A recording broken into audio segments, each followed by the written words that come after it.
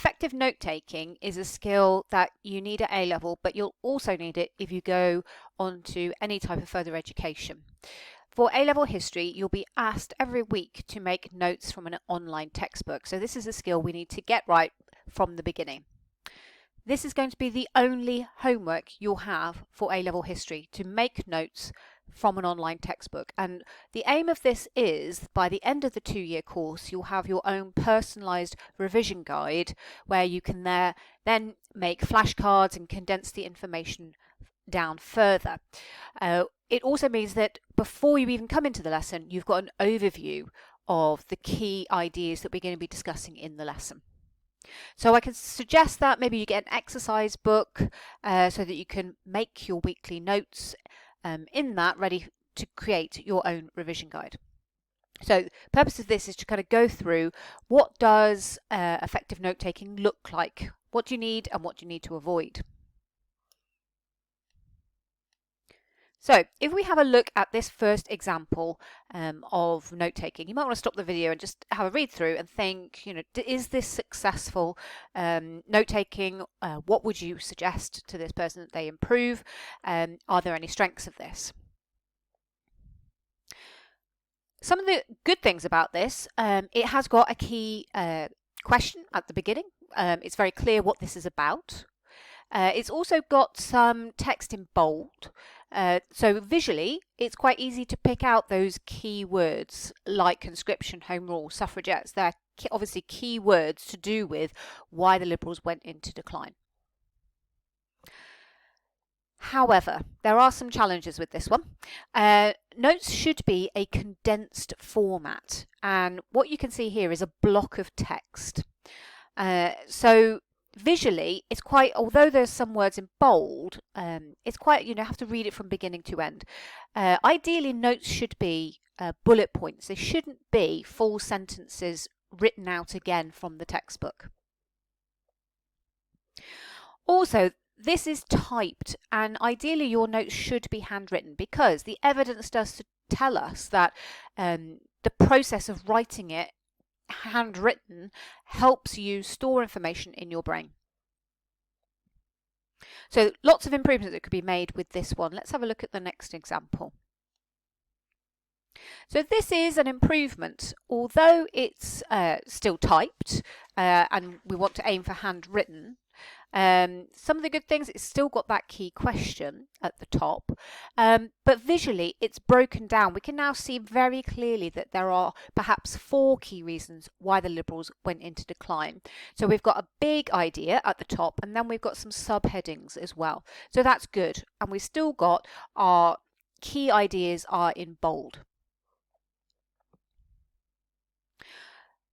Some of the ways that this could be improved, well, we're still writing in full sentences, so we want to reduce the information down even further for it to be effective notes. And things that you could think about doing with this as well, we could see some colour perhaps in it, some highlighting of key ideas would again visually allow some of the information to stand out and make them more effective notes.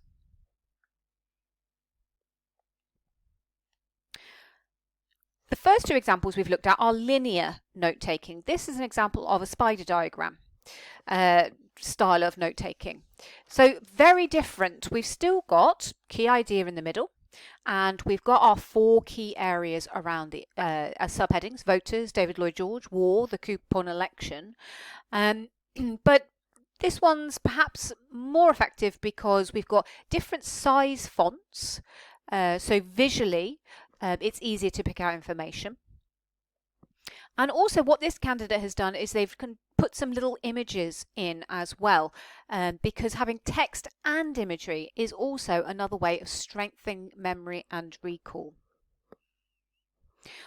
If you go down the route rather than a linear of a spider diagram, you've got to just do a little bit of forward planning.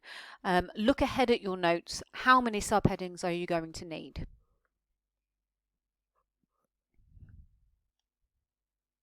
So this is an example of the textbook that you will be making notes from. So what we can see here, that's the big idea. So this is the key topic that you'll need at the top of the page if you're doing a linear format, affluence and conformity. And then these are, the next subheading would be urbanisation and affluence, and then within that we've got the idea of growing ownership and use of cars. So if we think about what actually we want to look for in this textbook, as well as the topic headline and the subheadings, we're looking for key facts, we're looking for statistics, we are looking for events. So we're going to kind of ignore the narrative, we're going to try and draw out the key information. Here, what I've done for you is I've used that previous page. So I've condensed about a page of a textbook onto one page of an A4 exercise book. So I've done it in a different way again to show you kind of an alternative method. And I've split the page in two. On the left hand side, you can see there I've got affluence and conformity at the top. So I'm using my big idea. Then I've got my subheadings under urbanisation and affluence. I've got the growing use of cars, the expansion of suburbs. And then here you can see what I'm doing is I'm picking out all of the key statistics within that. So on the left hand side, that's what I've got, just all of the key statistics from that page. And then on the right hand side of my page, what I've tried to do is more of the analysis. So what does that fact tell us? Why is it significant? So if we take the example of the Interstate Highways Act, creating 41,000 miles of highways across America, it opened up the whole of the continent of America to travel. So there we go, on the right hand side, that's where we've got our analysis. Why is this fact significant? So, recap, let's have a think about what we want to see in effective note-taking. Clear headings and subheadings. Information needs to be condensed. Use abbreviations. We want to try and avoid writing in full sentences. We're looking for key facts, figures, events. Ideally, our notes would be handwritten because it's going to help with our memory retention.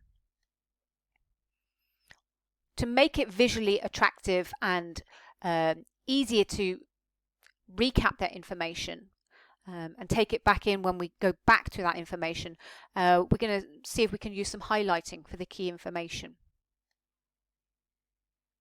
We could use different font sizes that will help us pick out the big ideas or headings.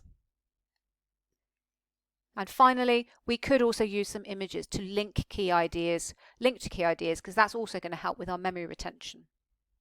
So that's the homework, and it should take around 3 hours probably per week to do your weekly notes, which leaves probably about an hour a week to deepen your understanding of the topics by reading around the subject. So you don't have to go and find that information. You should be added into a Microsoft team, and once you are, you can see here, if you go up to the top of your Microsoft team, there'll be a tab and it says America Extension Articles. They're broken down by topic, and if we clicked into that top folder, Affluence and Conformity, you'd see a whole range of articles that are linked to affluence and conformity. So what we'd like you to do for that extra hour is just pick out one a week, print it off, highlight it, and again, think about making some notes in the margin and add them into your notes.